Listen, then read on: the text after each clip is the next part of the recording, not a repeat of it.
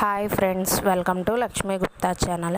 ఈరోజు నేను చేయబోతున్నది నా స్టైల్ పుదీనా రైస్.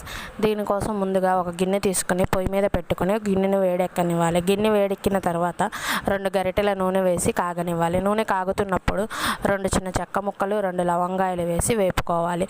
ఆ తర్వాత అల్లం వెల్లుల్లి పేస్ట్ వేసుకుని వేగనివ్వాలి. అల్లం వెల్లుల్లి పేస్ట్ కొద్దిగా వేగుతున్నప్పుడు 4 పచ్చిమిర్చి చీలికలు వేసుకోవాలి.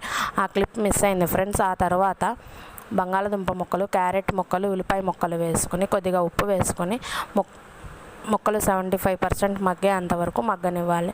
ముక్కలు 75% ఉడికిన తర్వాత మనకి కావాల్సినంత పుదీనా తీసుకుని వేగనివ్వాలి. పుదీనాలోని నీరు అంత పోయేంతవరకు పుదీనాని మగ్గించుకోవాలి.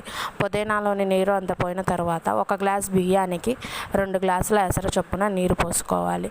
నీరు కాగుతున్నప్పుడు మనకి ఉప్పు సరిపోయిందో లేదో చూసుకుని మన రుచికి తగ్గట్టు ఉప్పుని సరి చేసుకోవచ్చు.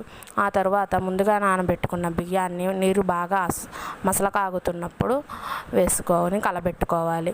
బియ్యం ఒక 5 నుంచి 7 నిమిషాలు మీడియం ఫ్లేమ్లోనూ 5 నిమిషాలు సిమ్లోనూ ఉంచితే అన్నం ఉడికిపోతుంది.